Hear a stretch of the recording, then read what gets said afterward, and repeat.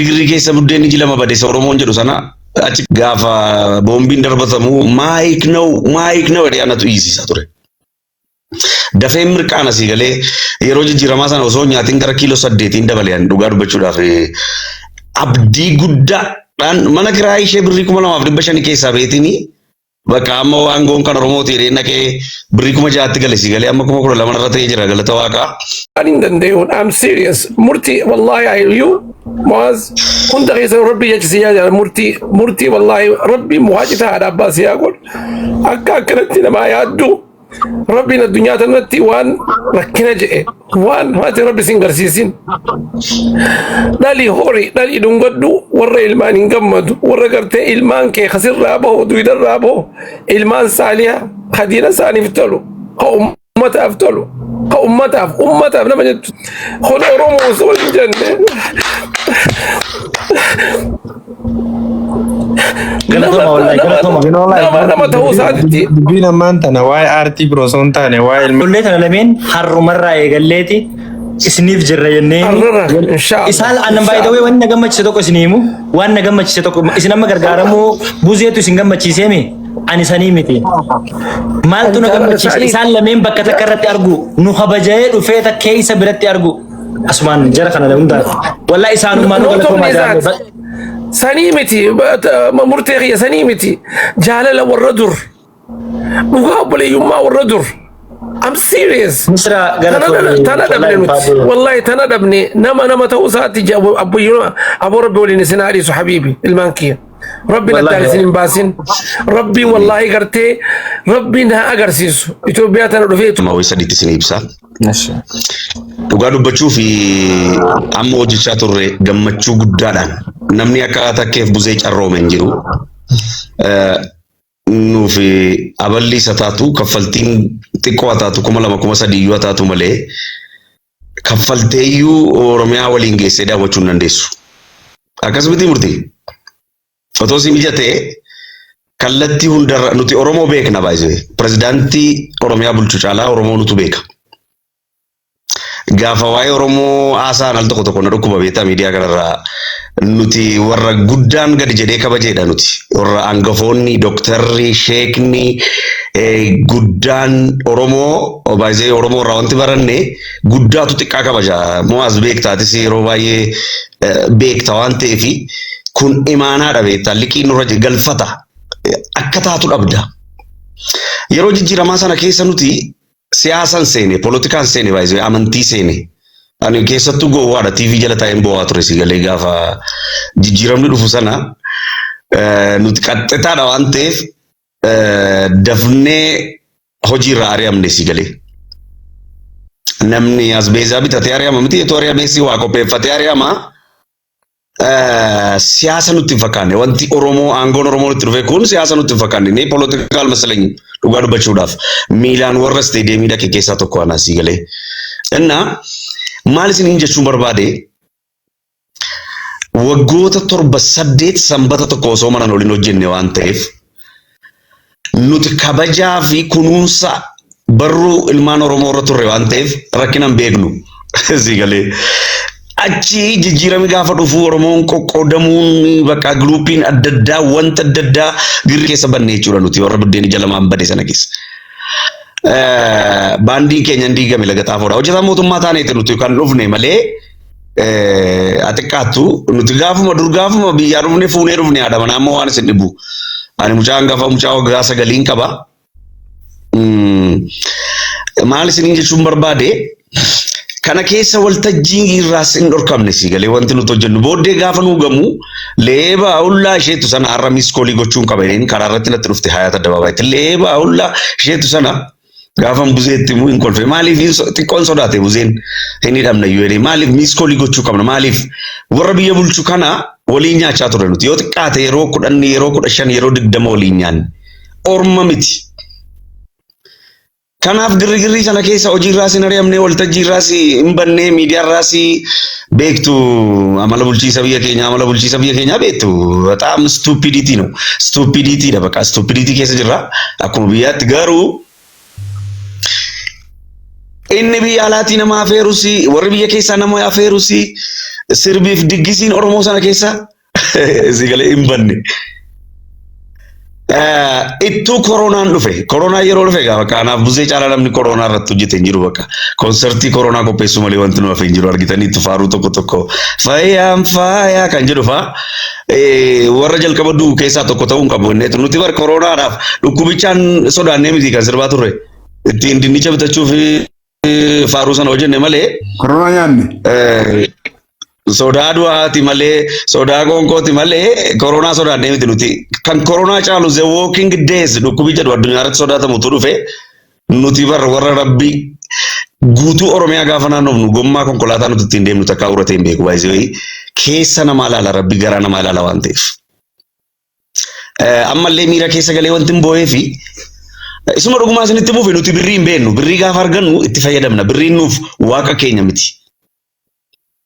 Kuma diddama tola kiiloomeetira 700 kamashii birrii 1500 nanne nuti iluu abbaa boor mattuu birrii 1500 nanne akkasumatti buuse dhugaan birrii machuun beenu gaafa jijjiiramni dhufee barri Oromoo dhufee lammii fi murtii buzeeko lammii fi gaafa hojjennu waa isitti hima bakka kana sirriitti na dhaggeeffadha Mu'aaz viidiyoo kana lammii fi gaafa hojjennu bakka 6-7 itti gaafatamummaa natti kennan walisoo magaalaa buusaa jedhamtu xiqqoo naqamtee gimbii xiqqaa fa'aa qabannee deemne naqamtee fi gimbii achi lammii nama rakkate ijoollee keenya uummata keenya cafacafamaa jiruu fi anaaf buzee waltajjii tokko hojjenneetu dhugaa waaqayyoo murtii guutu seenaadhaaf jireenya koo keessatti waan hin gammadu keessa wanti nuti waltajjii kana irratti badhaafamnu uummati keenya kun rakkatee miti beektaa dhiibbaa turra ga'ee mitire.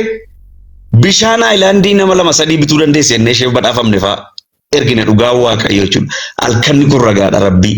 Har'allee nuti maatii taanee wajjin jirra warra buqqee sanaa wajjin nuti isaanuma bira ollasii mana isaanii ollasii achi ollasii gaafa artistoota birrii gaafannu meeqaan nu hojjetan 30,000 40,000 50,000 kan koo kana baluun gadi ta'e nuti nama hadheessuuf miti. Rabbi dhugaa rabbii nama hadheessu kan koo abaluun gadi ta'ee hin dhaqu kan jedhee nurraa afeetu jira. Birriin waaqa keenya miti Boris tun miliyoona meeqa arganne achi hojii irraa ari'amnee wanti kun hunduu ta'ee carraan biyya alaatti dhaqanii hojjechuufaa barbaachisaa akka ta'eef paaspoortii ifaan qabnu ana busee baay'ee dinkuudha yaas tol tokko DC'tti sin hojjechiisa deenuu baasee akkamitti yaada manaa keenya dhiisnee deemna innee cinqabnee duunee jaartiin keenya ol fagaafa sana si galee amma maal jettee anamma Ameerikaa dhaqee hin jiraadhu anamma isuma dhugumaa rabbii isinitti muuf maaliif yoo ijoollee koo ergee malee ofii koo achi dhaqee jiraachuu danda'u ammayyuu tuma carraan isaa dhufe jechuudha. Dhiphanne achi girigiriin Oromoo kun qoqqoodiinsi kun ofittummaan of jaalachuun kun in dagaage waggaa 7 kan. Amma gaa akka kadhannaa keenyaatti kan naga'u buddeen koo har'aa naa kenni kan jedhu tokko jira. Yaa abbaa keenya waaqarra kan jiraattu kan jedhu jira. Kan naga'u buddeen koo har'aa naa kenni. Isatti deebine jechuudha. Normaalii yeroo isin amma dubbii kanarra teessan kanaaf inni miira keessa gale baay'ee nuti osoo birriin argin osoo qarshii 30 argin waggaa 30 dabarre laa salphaamatti gabaabsee isinitti muufi amma moo 40 guutuudhaaf anaaf buzee ji'a tokko moo kam qabnaa ji'a tokko moo ji'a lama qabnaa maskaram 18 Darbeera nama darbeera darbuu hin jedha na shawadee 41 akkasii baay'ee namni nu gargaare isuma dhugumaa rabbi biratti barreeffamaaf nuti gargaarsa kadhachuuf miti rakkattuu miti dhuguma rakkinaaf miti.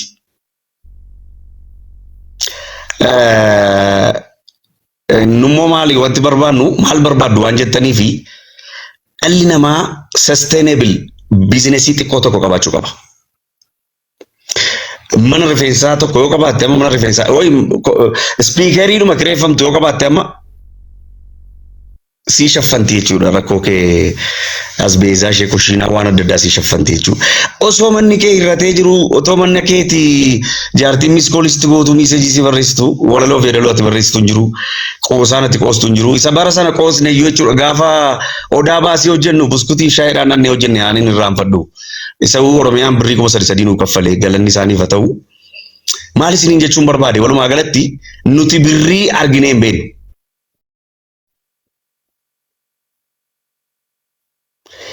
Qarshiittis xiyyeeffannaan laanne for maintenance of jiraachisuu qofaaf ka'umsaaf waan nu barbaachisu jira.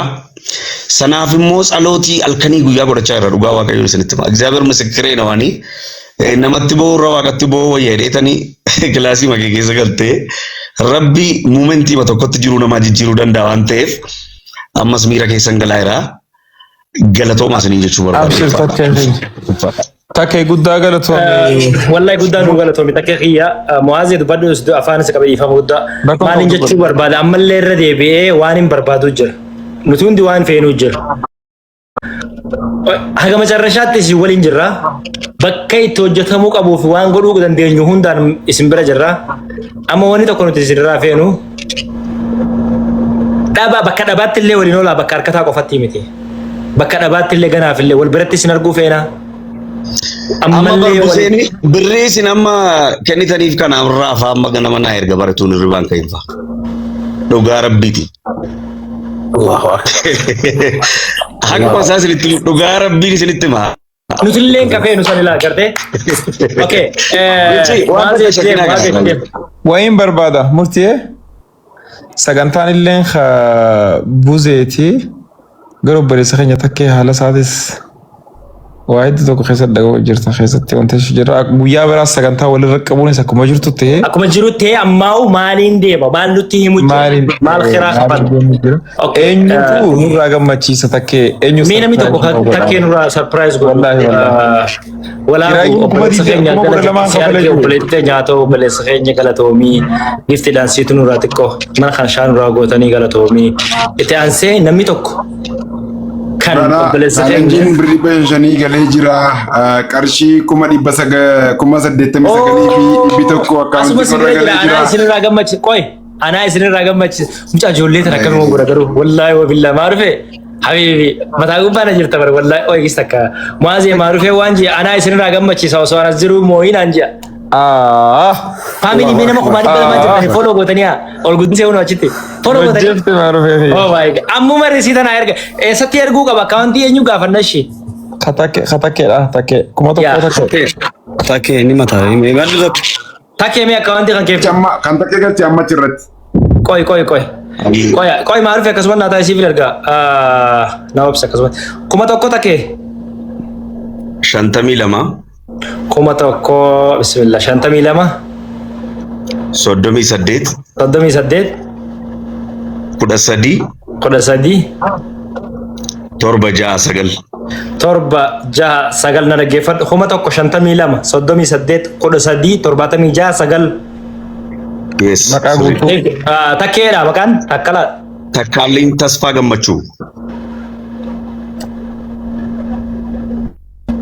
Kenoo ergee fiira. Maarufi akkaawuntii si ergeen jira galatoomii obboleessa keenya ulfaadhu. Mu'aazii nuti fagoo bar ijoolleen tol osoo hin gaafatin hoodhaan hin jetti. 23. Qarshii 23 hayyee jiraame akkas ilaa Oromoo akkasii qabna la. Almost riyaala 500. Qarshii 23 maallaqa Itoophiyaadha. Imagine. Walaa galatoomii. 7,500 irratti immoo 5,000. 82 ta'e. 82. 18 qofaan irraa ala jira. 82 tu 82 qabna 18 nuraaf qarshii 18 kana 9 namni lama kan guutuu dha. Doolaarri bata qofaaf. Doolaarri bata kana namni kan qabeedha. Only $1. $100. Kaashiidhaan barbaanna. Kaashiidhaan barbaanna. Kaashii barbaanne. 85 የማታ ነው እባክህ የተማርኩት አላውቅም። Badal jaaree kana wallahi hedduu malee jaaladhaan lai. Duwwaa 9. Amma nigdi baankii kaasnee teeleebirrii keenyu. Amma xiqqoo amma teeleebirriidhaan homaa galaan jiru dhiifama. Telebiri لك مال مسجي قلا بر لك والله وبالله ربي كو شاهدا أسرة تلبريد أنا وانتي قالي وندي سو مسجي ناقلا بيتا كلتو ما نقلا وانتي قالي وانتي قالي واني قالي أنا قرو منا كنا مي ألتك مرتي قوتو في مواز كينيا أني ربي قرو أكمل تك منا كنا تقولين بيكو ربي وانو جتو كبا وانتي باجيتو يمانكو دندانجو أني I cannot express myself. Ofiko ibsun danda'u. Ulfaadhaadha kumii saddeettamii lamaaf dhibbi shan akkanatti fakkaataa naa galeera. Teeleebirra waan digalee garuu hin jiru agammaatti. Daqiiqa shan qofaaf warra biyya keessa jiraniif teeleebirrii haa duwwaa sagal lakkoofsichi kun kan irratti hin bilbilamneedha jara keenya akka dhageessaniif inni laayif irra jira akka dhageessaniif lakkoofsi kun kan teeleebirrii qofa inni itti fayyadamudha shi thank you natti mi lakkoofsa sagal duwwaa sagal 45 soddoma 65 duwwaa thank you maqaan በቃ ብዙ ዓለም ጀዳ በቃ ብዙ ዓለም ጀዳ ፋሚሊ የሮ ተቀዋና ጎተኒ ብሪን ገለ ጅራ ሰማ ቀበተኒቱ እሺ ቆይ ብሪን ኮምኒ ለብሪ ተቀበዳቲ ኩመ ተከተከራ ገልቻ ቀርሺ ኩመ ተከተገልቻ ዘለና በሬሳ ጀለ ወልጀለ ይበሸንሸን ይለጋል ቻራኮን ቀቡ በረታ በርሲሳ ደልደላ በባጋበኛ ሁንድ ገዘ ዋን እንደ ሰረስረት ጊዜ እንዲበሸን ሲንንጆው ቻሌንጅ ቸመለ ከኩመ ዲበሸን ገልቹ እንደ ሱለ ረኮን ቀቡ ገልቺ namni gargaaraa jirru kun immoo buzeedha akka beeytaniif itti himuudhaaf. Yes, let's go. Walumaa gala qarshiin kumni 84 fi 500 akaawuntii baankii daldala Itoophiyaa irra galee jira. Hunda keessaniif nama 984 dhagaa jirtanii hubadhaa dhugaa dubbachuudhaaf baay'ee tokko. Muntaha. Biutii na jirtu. Jira kunoo bannaati birriitti kudhan akkamisin nagaa akkam fayyaadha jirtu har'a ol dubbisne alaalatti ol beekna har'a ol dubbisne muwaaz nama cimaadha yeroo baay'ee viidiyoo keessa ilaala galatoomii takke hedduun sitti hin murtiis namni hin beekne jiru murtiin maqaanuma ajaa'ibaatis bakka jiraata Olla baaste bannaati addabaabayitti. Guddadhu ol bahi mul'adhu malee. Ayya amiin. Mahammad Zayn as keessa jira nama durii. Irratti sheer godhamee cahaa dhufee jechuudha. Dhufee seenne silaanaa biraa taate irra haati qaatu isaan jidduu qorramni xiqqoon tokkollee yoo jiraate as gubbatti waan akka sirraa dubbannee wanta jennu miti. Inni dhufu taa'ee kanatti dhokatee ilaal silkee ciqabee ilaalee walitti ilaalee keessaa baha. Garuu ati amma qulqulluu akka taate nu agarsiise. Maal jechuudha barikoo namaaf namni isa koomedii qofa beeka gara laafessa isa xumuraati. Garraamummaan buzee kan kootti dachaadha yeroo dhugaadhuma isaasitti himuu fi waan vaayirasii jedhamu hammeenya jedhamu buzee biratti hin argitu. Argaa jirta amma dhoksaa bira qabaa namni hin beeku buzeen. uumama immoo sirreessuu hin dandeessu. Jarri maal jetti seete warri Habashaa tafaxiroon tamakroo